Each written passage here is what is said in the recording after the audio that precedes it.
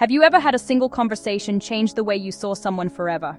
Not because they shouted at you, not because they insulted you, not because anyone else in the room even realized that something important had happened, but because in one brief moment, something inside you quietly broke. Have you ever walked into a room admiring someone and walked out realizing that you would never look at them the same way again? I have, and for years. I couldn't understand why that single moment affected me so deeply. From the outside, nothing extraordinary had happened. Nobody raised their voice, nobody argued, nobody publicly insulted me. Nobody in that room would probably remember that meeting the way I do. For everyone else, it was simply another Christmas gathering. For me, it quietly became the day that changed the way I looked at mentorship, leadership, admiration, trust, and ultimately, myself. The strange thing about emotional pain is that it doesn't always arrive when the event happens. Sometimes it waits until your life finally becomes quiet enough to hear it. For years after that meeting, I simply continued living. I woke up every morning, I went to work, I answered emails, I spoke with clients, I prepared legal documents, I solved problems, I smiled, I laughed, I continued producing excellent work. On the surface, nothing had changed. But deep inside, something had. The problem was that I didn't yet have the language to explain it. I thought I had simply had an uncomfortable experience. I told myself I was overthinking. I convinced myself that perhaps I was being too sensitive. So I pushed it away. I buried it underneath work, underneath responsibilities, underneath deadlines. Until one day, years later, after leaving that chapter of my life behind and beginning to build my own law firm, all those emotions quietly returned, one by one, not asking for permission. Suddenly I found myself replaying conversations I hadn't thought about in years, remembering expressions on people's faces, remembering tiny details that seemed insignificant at the time, wondering why those memories still carried so much emotional weight. That's when I realized something. Sometimes we don't process an experience while we're living it because we're too busy surviving it. Only once we're finally safe, only once we're no longer trying to hold everything together, do our emotions finally ask us to sit down and listen. That's exactly what happened to me. There was one particular day that kept coming back over and over again. A day that, looking back now, I realized changed much more than I ever understood at the time. Back then, I worked for a law firm with several offices. Every year, everyone came together for a Christmas celebration. People traveled from different cities. It was supposed to be a day of connection, of celebration, of ending the year together. I remember actually looking forward to it. I admired the people leading the firm. I genuinely respected them. More than that, I believed they were people I wanted to become like. I thought I had found mentors. When you're at the beginning of your career, mentors occupy a very special place in your mind. You don't just see them as experienced professionals. You see them as people who already know the road you're trying to walk. People whose judgment you trust. People whose approval matters. People you believe will help you become a better version of yourself. Without realizing it, you slowly begin placing them on a pedestal. Not because anyone asks you to, but because admiration has a quiet way of becoming idealization. And idealization is dangerous. Because once we stop seeing someone as simply human, we also stop questioning them. That morning began beautifully. There was coffee, there were pastries, people were laughing, conversations flowed naturally, everything felt warm, comfortable, safe. Eventually, everyone gathered in a conference room. The idea was simple. Each person would introduce themselves and briefly speak about their professional experience. One by one, everyone took their turn. I listened carefully to each person. Then, it became my turn, or at least I thought it did. Before I could even begin introducing myself, one of the founders interrupted the natural flow of the meeting. Instead of allowing me to speak, he asked me a deeply personal question in front of everyone. It wasn't related to the work I was doing. It wasn't necessary for anyone in that room to know. It wasn't something I had ever hidden. It simply wasn't something I had chosen to make part of my professional identity. That distinction matters. People often confuse privacy with secrecy. Those two things are not the same. Keeping something private does not mean you are ashamed of it. It means you believe you have the right to choose when, how, and with whom you share it. That choice belongs to every human being. Our stories belong to us. And in that moment, I felt that choice quietly disappear. What hurt me wasn't that he was curious. Curiosity is human. If he genuinely wanted to know more about me, there were countless opportunities to ask. He could have invited me into his office. He could have called me. He could have spoken to me after the meeting. He could have asked me over lunch. Instead, the question arrived in front of everyone, and something inside me instantly changed. People often assume that because someone remains calm, they aren't affected. I've learned that isn't true. Some people cry when they feel overwhelmed. Some people become angry. Some people freeze. I become composed. It's one of my greatest strengths, and sometimes one of my greatest burdens. Because while everyone around me sees confidence, very few people ever see the storm happening underneath. In those few seconds, my mind worked incredibly fast. I understood that I had two choices. I could avoid the question. I could give a very short answer. Or I could tell the truth, the whole truth. Not because I wanted to, but because something inside me quietly said, if this door has already been opened, then I'm not going to tell half my story. So I began speaking. I shared the experiences that had shaped me. I spoke about the journey that had brought me there. I spoke about parts of my life that nobody in that room had ever known. Not because I had planned to, not because I wanted admiration, but because once I had been placed in that position, I decided that if people wanted to know who I was, then they would know who I truly was.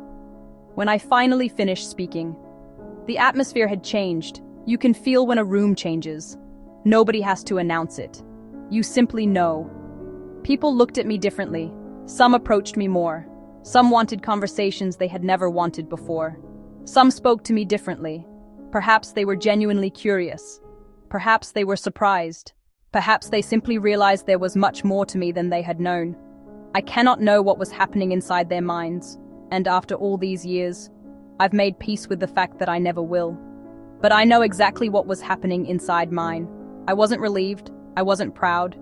I wasn't excited. I felt incredibly tired, as though someone had asked me to carry something emotionally heavy without warning. And underneath that exhaustion, there was something even deeper. A sadness so profound that I couldn't explain it. Not that day, not that week, not even that year.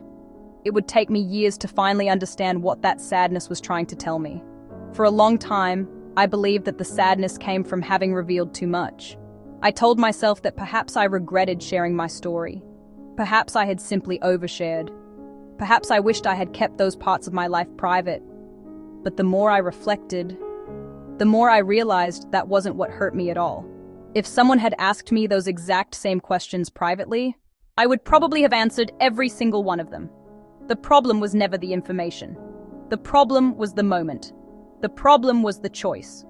Or rather, the feeling that the choice had quietly stopped belonging to me. It took me years to find the words that truly described what happened that day.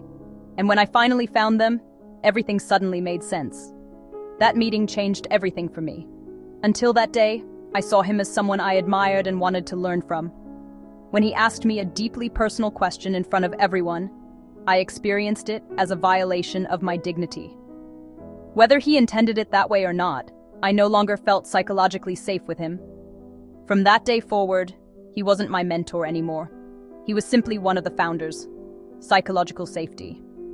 Those two words explained years of confusion. Until that day, I had believed that leadership naturally included protecting the dignity of the people who worked for you. I believed that people in positions of authority instinctively understood the difference between curiosity and discretion, between asking and exposing. Perhaps they do, perhaps they don't. I can no longer speak for everyone. I can only speak about what that experience meant to me. Something inside me stopped feeling safe, not physically, emotionally. And once emotional safety disappears, trust quietly begins to disappear with it. That's something I wish more people understood. Trust rarely disappears because of one enormous event. More often, it disappears because one moment suddenly changes the way we interpret everything that came before it. Before that meeting, I admired him. After that meeting, I started observing him. Before that meeting, I believed he naturally had my best interests at heart. After that meeting, I began questioning whether I had simply projected that image onto him. There is an enormous difference between admiration and trust. And for years, I confused the two. I thought admiration naturally became trust. Now I know they are completely different. Admiration can happen in a single afternoon. Trust has to survive time. Trust has to survive difficult moments. Trust has to survive disappointment. Trust has to survive power. That day, mine didn't. The strange thing is that from the outside, nobody would have known. I remained exactly the same. Professional, calm, articulate, reliable. People often assume that emotional strength means you don't get hurt. That isn't true. Sometimes emotional strength simply means you continue functioning while your heart quietly tries to understand what just happened. Looking back now, I realized something else. After I shared my story, people interacted with me differently. Some became curious, some wanted to spend more time talking to me, some who had barely shown much interest before suddenly seemed eager to know me better. Even some colleagues changed the way they spoke to me. Their tone became more formal, more respectful. At least that was how I experienced it. And perhaps some viewers listening to this might think, isn't that a good thing? I asked myself that question too. For years, why wasn't I happy? Why didn't I enjoy finally receiving what appeared to be more respect? The answer surprised me, because I never wanted people to respect me because they suddenly discovered my personal history. I wanted them to respect the person who had been sitting beside them all along. The person who came to work every morning. The person who quietly solved problems. The person who worked with integrity. The person who tried to help. The person they already knew. Nothing about me had changed. Only their knowledge had changed. And somehow, that made me incredibly sad. Because one sentence kept repeating itself inside my mind. My work should have been enough. My professionalism should have been enough. My consistency should have been enough. The way I treated people should have been enough. The quality of my work should have been enough. I never wanted admiration. I wanted recognition.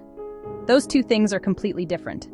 Admiration often appears after extraordinary stories. Recognition appears after ordinary consistency. I wasn't looking for applause. I wasn't trying to impress anyone. I simply wanted the work I did every single day to speak for itself. Perhaps that is why I felt something I never expected. Disappointment. Not only disappointment, disgust. And underneath both of those, an overwhelming sadness. At first, I didn't understand the disgust. It seemed like such a strong emotion, too strong. Until I realized what it was. It wasn't disgust toward people. It was disgust toward the situation, toward the feeling that something deeply personal had suddenly become public before I had chosen for it to. Toward the feeling that my biography had somehow become more interesting than my work. Whether that was objectively true or not, that was how I experienced it. And our experiences shape us. They shape the stories we tell ourselves. They shape the boundaries we later create. One realization changed everything.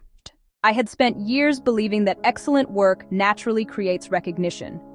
Now I understand something much more complicated. People don't only see your work. They see their own perception of you. And sometimes those perceptions change for reasons that have nothing to do with your actual performance. That realization hurt, because I wanted merit to be enough. Perhaps I'm still idealistic. Perhaps I always will be. But I still believe people deserve to be respected for who they consistently are, not only for the stories they eventually reveal. One of the greatest mistakes I made early in my career was placing too much emotional weight on mentorship. I thought mentors naturally deserved admiration. I thought successful people naturally possessed emotional wisdom. I thought titles reflected character. Life quietly taught me otherwise. Success does not automatically produce emotional intelligence. Experience does not automatically produce wisdom. Leadership does not automatically produce kindness. And authority certainly does not automatically produce dignity. Character reveals itself much more quietly, in ordinary conversations, in difficult moments, in how someone treats another person when there is nothing to gain, in whether they protect another person's dignity, or unintentionally leave them feeling exposed.